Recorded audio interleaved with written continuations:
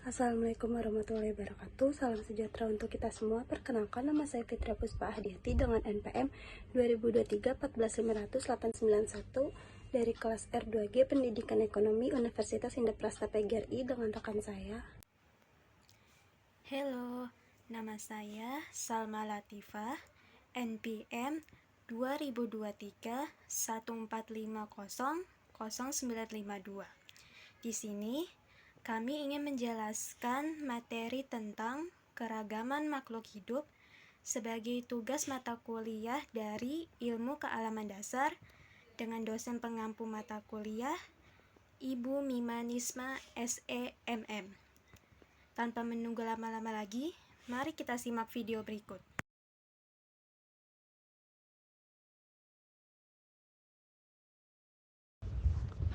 Keanekaragaman makhluk hidup. Keanekaragaman atau biodiversitas menunjukkan jumlah variasi yang ada pada makhluk hidup, baik variasi gen, jenis, dan kelompok yang ada di suatu lingkungan tertentu.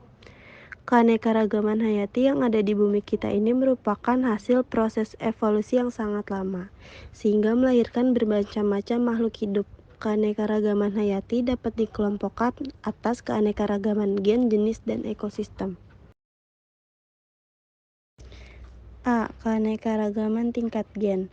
Makhluk hidup tersusun atas unit satuan terkecil sebagai sel yang kita kenal. Dalam inti sel terdapat materi pembawa sifat yang disebut gen. Setiap individu memiliki jumlah dan variasi susunan gen yang berbeda-beda. Pada prinsipnya, bahan penyusun gen setiap makhluk hidup adalah sama, namun jumlah dan susunannya yang berbeda-beda sehingga menampilkan sifat-sifat yang berbeda-beda pula. B. Keanekaragaman jenis. Variasi warna pada ikan dan warna bunga menunjukkan adanya variasi dalam tingkat jenis makhluk hidup. Variasi ini disebabkan karena adanya rekombinasi atau pencampuran gen-gen dalam jenis tersebut sehingga melahirkan variasi yang lebih beragam. C. Keanekaragaman tingkat ekosistem. Suatu ekosistem terdiri dari komunitas hewan, tumbuhan, dan mikroorganisme beserta lingkungan abiotik di mana makhluk hidup tersebut berada. Kedua komponen ini saling berinteraksi satu dengan lainnya dengan berbagai cara yang berperan dalam siklus materi dan energi. Keanekaragaman ekosistem dapat dilihat dari variasi ekosistem berdasarkan batas geografi. Pertama, keanekaragaman gen. Gen adalah substansi kimia sebagai faktor penentu sifat keturunan. Setiap individu tersusun atas banyak gen. Bila terjadi perkawinan atau persilangan antar individu yang karakternya berbeda, maka akan menghasilkan keturunan yang semakin banyak variasinya. Hal ini terjadi karena pada saat persilangan akan terjadi penggabungan gen dari masing-masing individu. Karenanya akan terbentuk variasi-variasi yang menyebabkan keanekaragaman semakin tinggi. Contoh keanekaragaman gen misalnya terjadi pada spesies siput Sepea nemoralis. Meski dalam spesies yang sama, namun siput memiliki warna cangkang yang berbeda-beda. Perbedaan warna cangkang ini karena adanya alel yang berbeda. Jadi, siput pada gambar berikut memiliki keanekaragaman tingkat gen dalam hal warna cangkang. Contoh keanekaragaman gen lainnya adalah pada buah pisang. Kita mengenal adanya varietas pisang. Meskipun sama-sama buah pisang, tetapi bentuk, ukuran, dan rasa pisang tersebut beraneka ragam. Kedua, tingkat keanekaragaman jenis. Jenis atau spesies merupakan individu yang mempunyai persamaan morfologis, anatomis, fisiologis, dan memiliki kemampuan untuk melakukan perkawinan dengan sesamanya. Keanekaragaman jenis menunjukkan seluruh variasi yang terdapat pada makhluk hidup antar jenis. Contoh keanekaragaman jenis dapat kita lihat pada tanaman bawang-bawangan dan keluarga kucing besar. Untuk famili bawang-bawangan atau Amaryllidaceae, kita mengenal bawang merah, Allium cepa var. aggregatum, bawang putih, Allium sativum, dan bawang bombay, Allium cepa. Untuk famili kucing besar atau Felidae seperti singa, Panthera leo, harimau, Panthera tigris, macan tutul, Panthera pardus, dan jaguar, Panthera onca. Ketiga, keanekaragaman ekosistem. Ekosistem adalah interaksi atau hubungan timbal balik antara makhluk hidup yang satu dengan makhluk hidup lainnya dan antara makhluk hidup dengan lingkungannya. Komponen abiotik yang beragam menyebabkan jenis makhluk hidup yang dapat beradaptasi dengan lingkungan tersebut berbeda-beda. Akibatnya akan terbentuk keanekaragaman ekosistem. Ada ekosistem vegetasi pegunungan, vegetasi padang rumput, vegetasi hutan pegunungan, hutan hujan tropis, pantai, air tawar, air laut, serta ekosistem buatan. Contoh keanekaragaman hayati tingkat ekosistem adalah pohon kelapa banyak tumbuh di daerah pantai, pohon aren banyak tumbuh di pegunungan, sedangkan pohon palem dan pinang tumbuh dengan baik di daerah dataran rendah. Klasifikasi makhluk hidup. A. Sistem klasifikasi. 1. Sistem klasifikasi buatan atau artifisial. 2. Sistem klasifikasi alamiah atau natural. 3. Sistem klasifikasi evolusi atau filogenetik. Sistem klasifikasi buatan atau artifisial berdasarkan pada pertimbangan secara sekehendak hati para ahli taksonomi dengan melihat habitat atau tempat hidup dan nilai guna dari makhluk hidup tersebut. Sistem klasifikasi alamiah atau natural. Sistem ini berdasarkan pada kesamaan morfologi secara fenotip yang ada hubungannya dengan makhluk hidup yang sesungguhnya. Sistem klasifikasi evolusi atau filogenetik. Sistem klasifikasi ini lebih menekankan aspek hubungan kekerabatan dan sejarah perkembangan evolusi makhluk hidup yang ada sekarang. B. Sistem binomial nomenklatur. Pada pertengahan abad ke-18, 1707 sampai 1778, Carolus Linnaeus mengajukan sistem penamaan makhluk hidup dalam tulisan Sistem Natur dengan istilah binomial nomenklatur, atau B sama dengan 2, momen sama dengan nama yang artinya tata nama seluruh organisme, ditandai dengan nama ilmiah yang terdiri dari 2 kata Latin atau yang dilatinkan. C. Aturan pemberian nama ilmiah. Peraturan nama ilmiah memuat aturan sebagai berikut. A. Setiap organisme mempunyai nama ilmiah tertentu. B. Untuk nama ilmiah digunakan bahasa Latin atau yang dilatinkan. C. Tidak ada 2 organisme atau lebih yang mempunyai nama spesies yang sama, tautonim, atau hampir sama. D. Tingkatan atau takson makhluk hidup. Kelompok taksonomi pada takson yang sama memiliki kategori yang sama. Urutan takson dari yang tertinggi sampai terendah. Setiap takson memiliki persamaan dan perbedaan ciri. Makin tinggi takson, makin sedikit persamaan ciri yang dimilikinya, dan dengan demikian makin banyak pula perbedaannya. E. Konsep spesies. Konsep spesies menurut para ahli taksonomi merupakan gabungan populasi alami yang secara morfologi dan ekologi serupa dan yang dapat melakukan perkawinan, interbreeding, serta menghasilkan keturunan yang fertil. F. Klasifikasi makhluk hidup berdasarkan kingdom. Perkembangan klasifikasi makhluk hidup sampai abad ke-18 menempatkan semua makhluk hidup dalam salah satu dari 2 kingdom, yaitu tumbuhan dan hewan.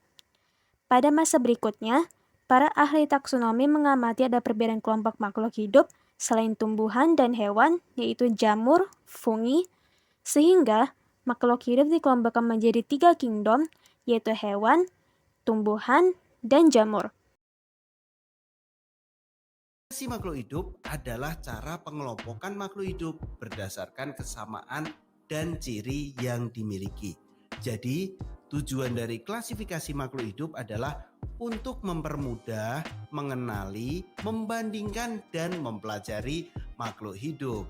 Nah, dasar-dasar klasifikasi makhluk hidup secara sederhana begini sahabat, ada 3 yang perlu diperhatikan.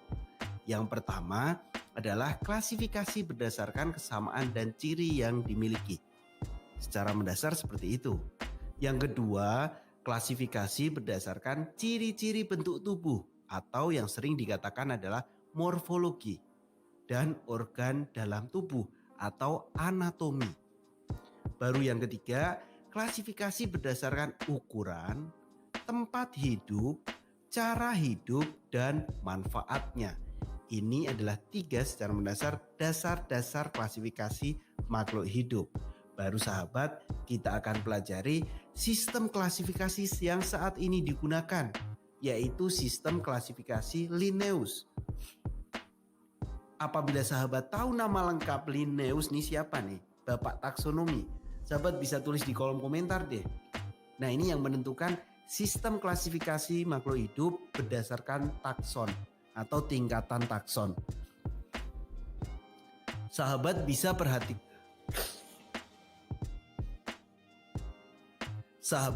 perhatikan tabel di situ. Nah, perhatikan yang bahasa Indonesia. Ini adalah tingkatan-tingkatannya. Ada dunia, wah itu biasanya dikatakan kingdom ya. Ada divisi atau filum, itu untuk hewan dan tumbuhan. Ada kelas, bangsa, suku, marga, dan jenis. Biasanya lebih familiarnya yang pakai bahasa Inggris atau bahasa Latin ya sahabat ya. Nah, di situ yang bahasa Inggris ada kingdom, divisio atau filum, kelas, order atau ordo, family, genus, dan spesies. Nah, itu merupakan tingkatan takson dari yang paling tinggi ke paling rendah. Jadi semakin tinggi tingkatan taksonnya tentu organismenya semakin banyak. Tapi cirinya itu kesamaannya semakin sedikit. Kalau semakin bawah itu organismenya semakin sedikit. Pelestarian keanekaragaman hayati. Upaya melestarikan keanekaragaman flora dan fauna dapat dilakukan dengan 2 cara, yaitu A. Pelestarian in situ, artinya kita melestarikan flora dan fauna dalam habitat aslinya, seperti pelestarian badak di Ujung Kulon, komodo di NTT, bunga rafflesia di Bengkulu, dan sebagainya. B. Pelestarian ex situ. Artinya, kita melestarikan flora dan fauna di luar habitat aslinya, seperti membuat suaka marga satwa, suaka hewan, kebun raya, kebun binatang, dan sebagainya. Manfaat keanekaragaman makhluk hidup. 1. Sumber kehidupan. Manfaat yang pertama adalah sebagai sumber kehidupan manusia. Hal ini meliputi kebutuhan sandang, pangan, papan, hingga obat-obatan. 2. Sumber ekonomi. Sektor industri merupakan salah satu faktor pendukung berkembangnya perekonomian negara. Tentunya, sektor industri ini tidak akan bisa berjalan tanpa adanya bahan baku. 3. Membantu menjaga keseimbangan ekosistem. Apa yang terjadi jika dalam sebuah ekosistem sawah, populasi burung pemakan hama mengalami kepunahan? Hal yang sudah pasti terjadi adalah populasi hama akan meningkat secara besar-besaran. Akibatnya, kualitas hasil produksi padi menjadi berkurang.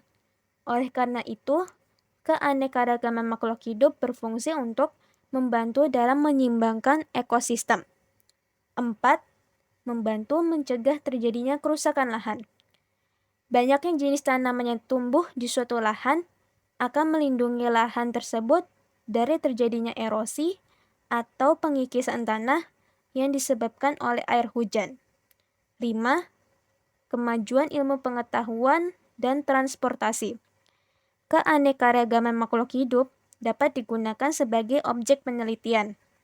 Tentunya, ini sangat bermanfaat untuk perkembangan iptek. Selain itu, beberapa hewan seperti kuda, unta, dan kerbau masih dimanfaatkan tenaganya sebagai alat transportasi sampai sekarang. 6. Agen daur materi. Dengan adanya keanekaragaman makhluk hidup berupa hewan-hewan, detritivor atau pengurai, sampah-sampah tersebut dapat diuraikan menjadi bahan yang mudah diserap oleh tanah maupun tumbuhan. Pengaruh kegiatan manusia terhadap keragaman makhluk hidup. Kegiatan manusia telah membantu terciptanya keanekaragaman jenis dan plasma nutfah, dan telah meningkatkan komunitas hayati di dalam lingkungan yang tertentu melalui praktik pengelolaan sumber daya dan melalui domestikasi tumbuhan dan satwa.